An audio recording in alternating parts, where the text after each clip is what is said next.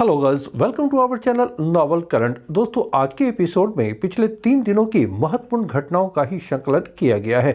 आगामी सभी परीक्षाओं के लिए ये बेहद महत्वपूर्ण है, इसलिए पूरी वीडियो को ध्यान से देखें। तो चलिए शुरू करते हैं। किस पूर्व आईएएस ऑफिसर को नीति आयोग का नया सीईओ नियुक्त किया गया है? दोस्तों, ये हैं बीवीआर सुब्रमण्यम, ऑप्शन सी। पूर्व आईएएस ऑफिसर बीवीआर सुब्रमण्यम को नीति आयोग का नया सीईओ नियुक्त किया गया। दोस्तों, ध्यान रखें कि वे परमेश्वरन अय्यर की जगह लेंगे, जिन्हें 3 वर्षों के लिए विश्व बैंक का कार्यकारी निदेशक ईडी, जी हां, एग्जीक्यूटिव डायरेक्टर नियुक्त किया गया है। दोस्तों, आर सुब्रमण्यम 1987 बैच के आईएएस ऑफिसर हैं और उनका कैडर छत्तीसगढ़ था। वे पिछले ही साल 30 सितंबर को सेवानिवृत्त हुए थे। आपको ये मालूम है कि नीति आयोग का गठन 1 जनवरी 2015 को की गई थी। इससे पहले ये योजना आयोग के नाम से जानी जाती थी। दोस्तों, नीति आयोग की अध्यक्षता प्रधानमंत्री करते हैं, जबकि उपाध्यक्ष प्रधानमंत्री द्वारा ही नियुक्त किए जाते हैं। शतरंज के खेल में भारत का 80वां ग्रैंड मास्टर कौन बने हैं? दोस्तों, ये है Vignesh NR., option D. Bharat के 24 वर्षीय चेस प्लेयर विग्नेश एन.आर. ने जर्मनी के इंटरनेशनल मास्टर इल्जा स्नाइडर को हराकर देश के 80वें ग्रैंड मास्टर बन गए हैं। याद रखें, देश का 80वां ग्रैंड मास्टर विग्नेश एन.आर. बने हैं। इसके साथ ही उन्होंने जर्मनी के 24वां नॉर्थ वेस्ट कप 2023 टाइटल भी अपने नाम किया है। दोस्तों, इससे पहले विग्नेश के ही भाई हैं विशाख एन.आर. वे 2019 में भारत के 59वें ग्रैंड मास्टर बने थे। इस तरह भारत के ग्रैंड मास्टर चेस इतिहास में पहली बार 2 भाई भारत के ग्रैंड मास्टर बने हैं। यहाँ ये ध्यान रखें कि 79वें ग्रैंड मास्टर कौन है, तो वे हैं प्रनेश एम। इससे पहले वे ग्रैंड मास्टर बने थे। उन्होंने यह उपलब्धि स्टॉकहोम, जो स्वीडन की राजधानी है, वहां पर रेल्टन कप जीतने के बाद हासिल की थी। ध्यान रखें कि विश्व शतरंज संगठन, जो फिडे कहलाती है, उसके द्वारा ही ग्रैंड मास्टर का टाइटल चेस खिलाड़ियों को दिया जाता है। बीसीसीआई ने महिला प्रीमियर लीग के टाइटल स्पॉन्सर के रूप में किसे चुना है? दोस्तों, ये है टाटा ग्रुप, ऑप्शन ए। अगले महीने से आरंभ होने वाले विमेन्स प्रीमियर लीग के टाइटल स्पॉन्सर की घोषणा कर दी गई है और इसकी स्पॉन्सरशिप गई है टाटा ग्रुप को। दोस्तों, जैसा कि आपको मालूम होगा कि टाटा ग्रुप पहले से ही भारत के प्रतिष्ठित इंडियन प्रीमियर लीग का टाइटल स्पॉन्सर है। इस तरह पुरुष और महिला दोनों ही प्रीमियर लीग के लिए टाटा ही स्पॉन्सर बनी है। केंद्रीय मंत्रिमंडल ने किस देश के साथ हवाई सेवा समझौते को हाल ही में मंजूरी दी है? यह है ऑप्शन बी, गुयाना। प्रधानमंत्री नरेंद्र मोदी की अध्यक्षता में केंद्रीय मंत्रिमंडल ने भारत सरकार और गुयाना सरकार के बीच हवाई सेवा समझौते पर हस्ताक्षर करने को अपनी मंजूरी दे दी है। दोस्तों, इस समझौते पर हस्ताक्षर करने से दोनों देशों के बीच हवाई सेवा के प्रावधान की एक रूपरेखा तैयार होगी। जैसा कि मालूम है कि गुयाना एक दक्षिण अमेरिकी देश है। जी हाँ, साउथ अमेरिका में यह देश है और इसकी राजधानी जॉर्ज टाउन है। दोस्तों, जो लोग क्रिकेट से इंटरेस्ट रखते होंगे उन्हें ये नाम अवश्य पता होगा। हाल ही में रूस न्यू स्टार्ट संधि से अलग हो गया है। यह संधि किस वर्ष लागू की गई थी? आंसर है ऑप्शन बी, 2011 में। रूस यूक्रेन युद्ध के बीच रूसी राष्ट्रपति ने एक अहम फैसला लेते हुए न्यू स्टार्ट संधि से रूस को अलग करने की घोषणा की है। दोस्तों, राष्ट्रपति व्लादिमीर पुतिन ने इसकी घोषणा हाल ही में की है। नई सामरिक शस्त्र न्यूनीकरण संधि अर्थात new strategic arms reduction treaty, जो सामान्य रूप से स्टार्ट संधि के नाम से जानी जाती है, यह 5 फरवरी 2011 को लागू की गई थी।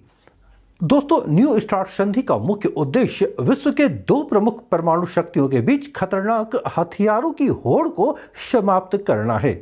इस संधि पर 2010 में तत्कालीन अमेरिकी राष्ट्रपति बराक ओबामा और उनके रूसी समकक्ष दमित्री मेदवेदेव ने हस्ताक्षर किए थे और यह संधि 2011 में लागू हो गई थी। भारत के किस राज्य अथवा केंद्र शासित प्रदेश में फ्रोजन लेक हाफ मैराथन का आयोजन किया गया है? जी हाँ, फ्रोजन लेक हाफ मैराथन। दोस्तों, इसका आयोजन हाल ही में लद्दाख में की गई थी। Option A. भारत में पहली बार केंद्र शासित प्रदेश लद्दाख की पैगोंग से झील में फ्रोजन लेक मैराथन का आयोजन किया गया। दोस्तों याद रखें, ये जो झील है पैगोंग से झील जो चीन की सीमा से लगी हुई है, ये पूर्वी लद्दाख में है।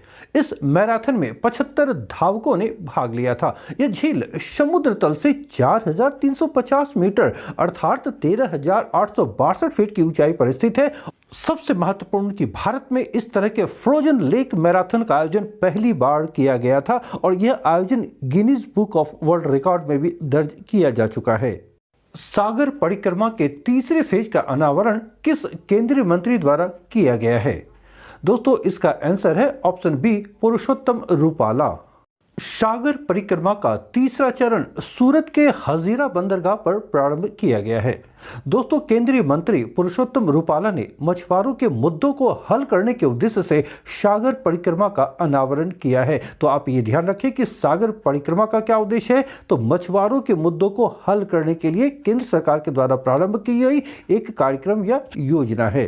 दोस्तों यह परिक्रमा मछुआरों सहित मत्स्य पालन या फिशरी क्षेत्र के सभी हितधारकों के साथ सीधा संवाद स्थापित करने का एक मंच है। ध्यान रहे कि 3 दिवसीय परिक्रमा का समापन 21 फरवरी को मुंबई में संपन्न हुआ है। इस अवसर पर मंत्री महोदय ने कहा कि मत्स्य क्षेत्र के लिए 32,000 करोड़ से अधिक की विभिन्न योजनाओं को लागू किया गया है, यानी मत्स्य पालन के क्षेत्र में एक बड़े कदम को उठाया गया है। यूनिसेफ इंडिया ने किसे अपना नेशनल एम्बेसडर नियुक्त किया है? दोस्तों यह है option B, Ayushmann Khurrana. UNICEF India ने अभिनेता आयुष्मान खुराना को अपना नेशनल एम्बेसडर नियुक्त किया है। दोस्तों इससे पहले 38 वर्षीय आयुष्मान खुराना 2020 में यूनिसेफ के बाल अधिकार अभियान के सेलिब्रिटी एडवोकेट भी थे। दोस्तों यूनिसेफ के बारे में जान लें कि यूनिसेफ संयुक्त राष्ट्र की एक एजेंसी है जो दुनिया भर में बाल अधिकारों की रक्षा करने और प्रोत्साहित करने का कार्य करती है। यूनिसेफ का जो शब्द विस्तार है वो है United Nations International Children's Emergency Fund. इसका मुख्यालय न्यूयॉर्क यूएसए में है और इसकी स्थापना 11 दिसंबर 1946 को की गई थी। दादा साहब फाल्के अंतर्राष्ट्रीय फिल्म समारोह 2023 में किस फिल्म को फिल्म ऑफ द ईयर चुना गया है? दोस्तों ये फिल्म है ऑप्शन डी, RRR। हाल ही में दादा साहब फाल्के अंतर्राष्ट्रीय फिल्म समारोह 2023 का आयोजन मुंबई में किया गया। दोस्तों दुनिया भर में तहलका मचाने वाली SS राजामौली द्वारा निर्देशित फिल्म RRR को इस अवार्ड शो में फिल्म ऑफ द ईयर चुना गया है। इस अवार्ड शो में विवेक अग्निहोत्री द्वारा निर्देशित फिल्म कश्मीर फाइल्स को बेस्ट फिल्म का अवार्ड, वहीं रणवीर कपूर को बेस्ट एक्टर के अवार्ड से सम्मानित किया गया है। याद रखें कश्मीर फाइल्स बेस्ट फिल्म का अवार्ड और बेस्ट एक्टर का अवार्ड रणवीर कपूर को दी गई है। याद रहे कि गंगूबाई काठियावाड़ी में शानदार अभिनय के लिए आलिया भट्ट को बेस्ट एक्ट्रेस के अवार्ड से सम्मानित किया गया है, जबकि बेस्ट प्रॉमिसिंग एक्टर का अवार्ड सुपरहिट फिल्म कांतारा के एक्टर ऋषभ शेट्टी को दिया गया है। विश्व सामाजिक न्याय दिवस प्रतिवर्ष किस दिन मनाया जाता है? दोस्तों आंसर है ऑप्शन सी, 20 फरवरी। विश्व सामाजिक न्याय दिवस world day of social justice प्रतिवर्ष 20 फरवरी को मनाया जाता है। दोस्तों इस दिवस के मनाने का मुख्य उद्देश्य है गरीबी, शारीरिक भेदभाव, लैंगिक असमानता, धार्मिक भेदभाव और निरक्षरता को खत्म करना, साथ ही ऐसे समाज का निर्माण करना जो सामाजिक रूप से एकीकृत हो, बिल्कुल यूनिफाइड हो। इस वर्ष 2023 में विश्व सामाजिक न्याय दिवस की थीम क्या रखी गई है? तो ध्यान रखें इसकी जो इस बार थीम है वो है सामाजिक न्याय के लिए बाधाओं पर काबू पाना और अवसरों को उजागर करना। यह भी ध्यान रहे कि अंतर्राष्ट्रीय श्रम संगठन, जी हां ILO इंटरनेशनल लेबर ऑर्गेनाइजेशन ने 10 जून 2008 को घोषणा की थी और इसी के पश्चात इसकी शुरुआत की गई है।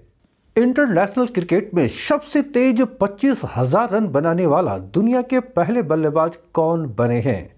दोस्तों ये हैं option B, Virat Kohli. Virat Kohli Australia के खिलाफ दूसरे टेस्ट में सभी प्रारूपों में 25,000 रन बनाने वाले दुनिया के छठे और सबसे तेज बल्लेबाज बन गए हैं। जी हां, तीनों प्रारूपों में यानी टेस्ट, वनडे और टी20 सभी मिलाकर 25,000 रन बनाने वाले वे दुनिया के छठे और सबसे जल्दी 25,000 रन बनाने वाले बल्लेबाज बन गए हैं। इसके साथ ही किंग कोहली ने मास्टर ब्लास्टर सचिन तेंदुलकर के सबसे तेज 25,000 अंतर्राष्ट्रीय रन बनाने के रिकॉर्ड को भी तोड़ दिया है। दोस्तों, विराट कोहली ने यह बड़ी उपलब्धि 549 इंटरनेशनल पारियों में हासिल की है। उन्होंने 25,000 रन बनाने के लिए 549 इनिंग्स खेली हैं।